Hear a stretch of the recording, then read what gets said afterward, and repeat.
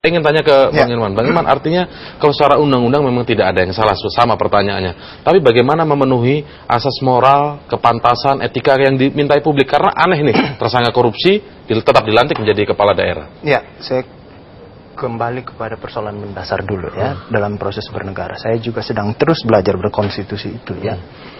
Jadi, kekuasaan yang paling utama dalam proses sebuah perjalanan sebuah negara, itu kekuasaan pemerintahan. Jadi dia yang mengurus sandang, pangan, papan kita, hak-hak kita 24 jam, itu yang paling utama tuh. Makanya, kekuasaan ini, idealnya sedetik pun tidak boleh kosong dia di situ.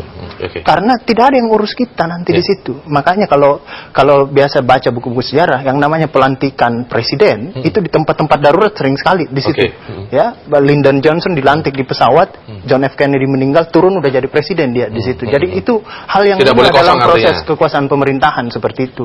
Nah, sekarang ada jabatan-jabatan, misalnya jabatan elektif dari sebuah proses demokrasi ya.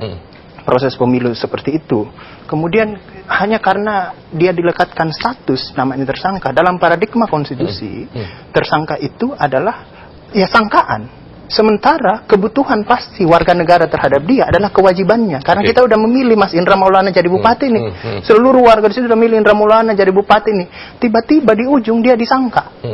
Nah, pertanyaannya balik juga, lah gimana? Hanya karena tersangka, pilihan saya kemudian tidak bisa dia menjalankan kewajiban, padahal saya sudah melekatkan kewajiban di situ. Pada dasar itulah maka pada posisi tersangka oleh kebijakan politik undang-undang itu, ya belum apa-apa dia seperti itu. Belum apa-apa. Jadi ini berlaku pada semua sistem, siapapun bupati, siapapun wali kota, siapapun kepala daerah ya.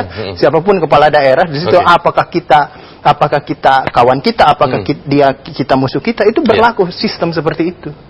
Tapi pertanyaannya kemudian bagaimana kalau misalnya tersangka ini adalah kasus korupsi yang ditangani oleh KPK, sementara KPK sendiri tidak mengenal SP3, artinya tersangka akan bisa lanjut pasti ke terdakwa. Nanti kita